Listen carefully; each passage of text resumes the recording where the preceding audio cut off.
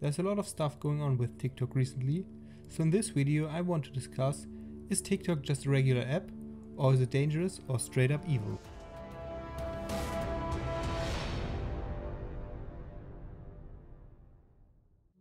Let's start with an obvious one.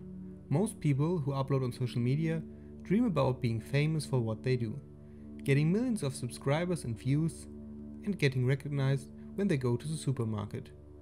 But there are a lot of sad stories where going viral did not impact life in a positive way, and this is especially true for children. It seems like children are an important user group for TikTok, and the fact that its focus is mainly on amateur videos makes it pretty easy for children to start uploading. But cases where unexpected popularity or becoming a meme had a bad impact is common on various social media platforms, and parents should always be cautious what their children do on social media. So let's see where TikTok is way more extreme than other platforms. Do you know the term filter bubble? It is a term used to describe a state of intellectual isolation that can result from personalized searches when a website algorithm selectively guesses what information a user would like to see. Every popular platform uses algorithms to predict users' preferences up to a certain degree, and this is the reason why YouTube, Instagram and Facebook became this popular. It's just easier when your smartphone suggests certain videos, pictures and articles, and your feedback makes the algorithm better. It will show you less things you don't like, and at some point you will find yourself in a bubble of content that makes you feel comfortable. The problem is that you probably only see content that supports the opinion you already have. Let's make an example.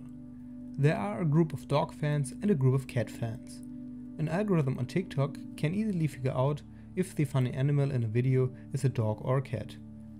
And it would also figure out easily that a particular dog fan does not like videos of cats this much.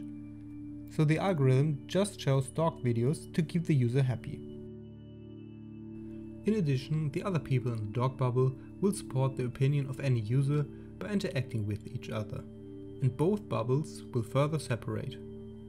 Of course, this is just an example for any social, political or religious opinion, but the problem with TikTok is that it pushes the concept of a filter bubble to its limits. What people see on TikTok is highly dependent on the different filter bubbles that they are in. There's less space for free choices as most people just scroll down the main feed. For some people, this main feed is just a collection of funny cat videos, and for others, it's full of sexual or violent content. TikTok looks completely different for different users, and this makes it too hard to get a conclusion about it. It is nearly impossible to find certain videos, topics, if you are outside of the bubbles, and oftentimes the algorithm figures out interests about you that even you didn't know about. If I should do another video where I describe how these algorithms work in detail, leave me a comment below. You could argue that it's okay if everybody only sees what he wanted to see. But this can support strong opinions on very important topics, which leads to conflicts when people from different filter bubbles interact with each other on another platform or in reality. In most cases, a compromise is the best way, and it's not harmful to admit that dog videos can be funny too. But if you haven't seen one in the last months, you maybe won't get to this conclusion. The company behind TikTok is ByteDance, a Chinese tech company. China has a special position in the world of social media. To reduce the influence of non-Chinese companies, they banned nearly every social media app or other common services and made their own services. Chinese people use WeChat instead of WhatsApp, Baidu instead of Google, and Bilibili instead of YouTube. So if there would ever be a social media platform that would be used by the majority of the world's population, it would be a Chinese one, because other large countries allow services from foreign countries. And the first app to reach nearly the whole world is TikTok. To be exactly, there is no TikTok in China, it's called Douyin, but it's basically the same. For a Chinese company to be successful, it is necessary to be compliant with the rules of the Chinese government. Without the trust of the government, it is impossible to make business in China, so they always cooperate with them.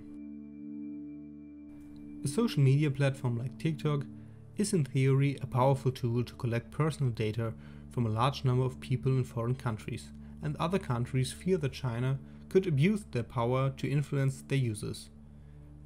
To effectively stop the influence of TikTok in India, the government has already prohibited the app. US President Donald Trump has also announced that he will sign a decree that prohibits TikTok in the United States, and several European countries plan to do their research on it and want to investigate how ByteDance handles the data of their users. Privacy and the protection of personal data is a very important right in most countries, but is nearly non-existing in China. Even if it seems unlikely that the Chinese government will influence the people of foreign countries, for example to change the outcome of an election, countries will try to protect the privacy of their citizens. India and the USA had already ongoing conflicts with China due to different territorial and economical interests, and now TikTok becomes part of these conflicts. The decision of any other country to allow or prohibit TikTok would be a very impactful one and could be seen as a political statement. And all this is about an app that most people just use to see random meme videos. What do you think about TikTok? Should it be prohibited outside of China, or is it harmless? I'm interested to see your comments on that.